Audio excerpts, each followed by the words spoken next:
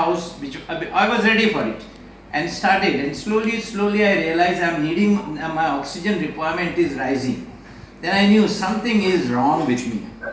I need a hospital support, and that's exactly when I phoned up my physician colleagues, and they said, and they pulled me into the hospital. We immediately started with the methylprednisolone and the whole remdesivir and the whole long. Very next day, I got some convalescent plasma also. Very next day. So that was the 8th day of my developing symptoms. And this happened, and we were treating 1 day in the hospital, 2 days, 3 days, 4 days in the hospital. Then I realized what was happening is I was worsening. Every day I am worsening from all the frontiers. I'm not feeling good. I'm not able to get up freely. I am breathless. My SpO2 is not rising. So definitely I knew I have been involved at more than one part, because my chest involvement was only 10 by 25 by CT scan. So I knew I had more than one part involvement, and I am 65, okay? So obviously these parts involvement could be definitely there. So this is what happened, and I knew I was bad, and everybody, my whole team was worried now. So we were discussing, planning. They are sitting with me. I had a nice team too who looked after me. I had a nice hospital which looked after me. They were all involved in my treatment. My CM and HM used to phone up the hospital every day to find how am I feeling. And at this stage, then I was also in touch with my other teams outside, Dr. Leni, Dr. Anande. First 2 days, Dr. Leni Anande said that tell them to start vitamin C in a high dose. They didn't listen to. Finally, Leni told me, you are dying if you don't start vitamin C. At that time, Dr. Anande spoke to my team, and he initially tried to convince them, and he blankly told them, you please start vitamin C in this dose, this protocol to Dr. Naik. I will sign for it, or I'll ask Dr. Naik to sign for it. You don't have to worry about what happens to it. We will take that responsibility. And then Dr. Leni Goa did not have this type of vitamin C in our market, because no one ever used it. My team was never aware about this. They said ICMR protocol. For ICMR protocol, maximum high dose is 1.5 grams. So then we decided, the team decided, they took my consent and then said we will start. At 8 o'clock, it was almost the 9th day, 7, 8, 9, 10th day. At 8 o'clock, I was bad. 8 o'clock, we started with vitamin C, 25 grams, okay, along with glutathione. Second dose was at 2 a.m. in the morning, and the third dose was 8 a.m. in the next morning. By the time third dose was going, I could feel myself, I was improving. And I said, yes, I am improving, and that's exactly what happened. And from then onwards, I had no problem. I took it only for 5 days, okay, and then I left for home, and every day I was improving. And my steroid, initially I started with 40 milligrams of methylprednisolone. On the second or third day itself, this was raised to 120 milligram 8 hourly. Such a toxic dose of steroid I took. My muscle degenerated almost. My weight was reduced. In that 15 days, I lost 8 kilos of weight. My thyroid stopped working. Practically, I knew I was going. So that was the situation. That was the dramatic change which occurred. I had also not used vitamin C in this dose prior to this. This is what convinced me so thoroughly, and that is what made me write down. I said, let people know my COVID story in short, and I wrote the lessons out of it at every step. What are the lessons we have to learn? So this has taught me a lot of things. Though I was studying COVID right from the beginning, my hospitalization gave me a different time, absolutely a different insight into the sickness. And that's exactly what I want the country to take over. After my few write-ups, I have got more than 100 calls, and some people have started using it. Some people have already shown good results. Till now, I don't think anybody who has come and told me we are not getting the result that you have promised, and that's exactly what has happened. I would blank with my knowledge, with my understanding of medicine, I would blankly say this is the best thing that we have in our hands today to fight a disease like COVID. And I would repeat here for the sake of politicians, no person with COVID should die. And I'm committed to this statement of mine. Nobody should die. I'll make a small write-up also where people tend to lose their life. And if we take care of those 4 or 5 things, nobody with COVID should die. India can have a zero COVID death. We can have it. All that we need is that understanding and little bit of commitment.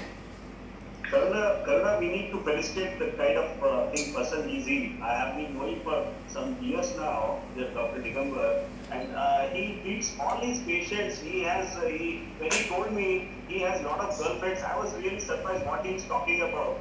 Then he said, all my girlfriends are about 90 years old. And that was it. Dr. Digambar, we wish you more girlfriends and all that. And I like to call Dr. Can I come in first? Dr. Saxena? Please, Karuna, please come. Yeah. First of all, thank you very much for having me over. What an insightful narration you gave, Dr. Digambar Nayak. Thank you so much. Yeah. Amazing. I only hope that the entire nation listens to this. Today, the kind of faith deficit, let me call trust deficit that they have in alternative systems is so high that nothing seems to be accepted, prima facie without some empirical evidence. Hello, can you hear me? Yeah, we can.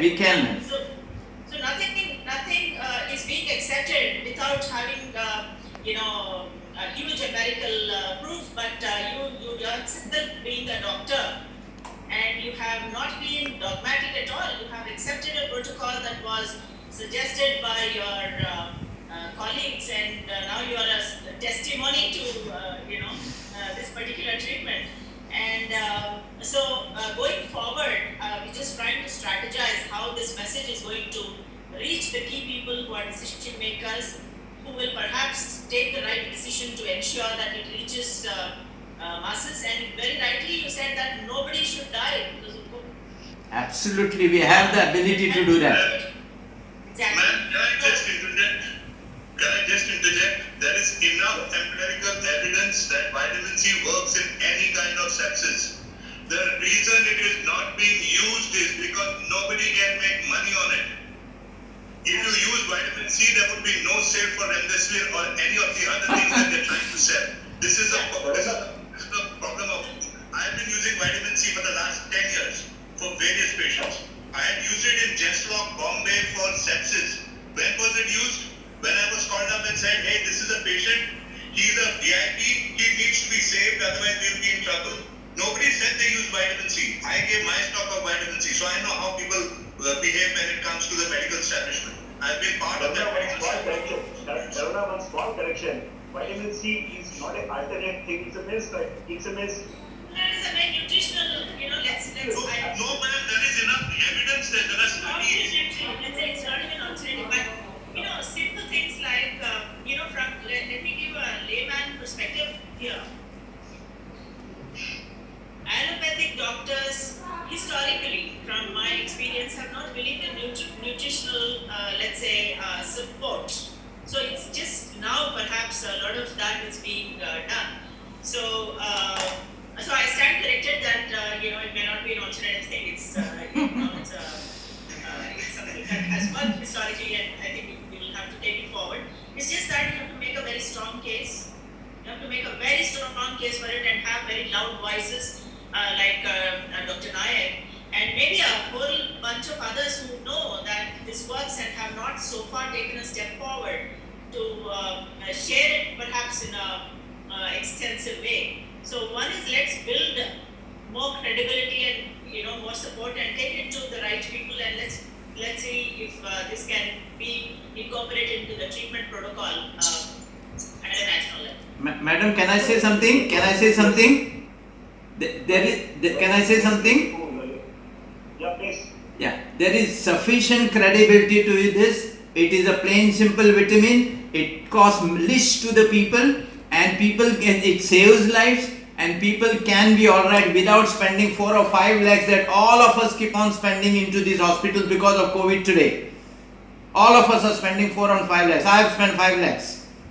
We don't have to do that. Yeah. And we can save every life. That's what matters. Dalit is your turn now.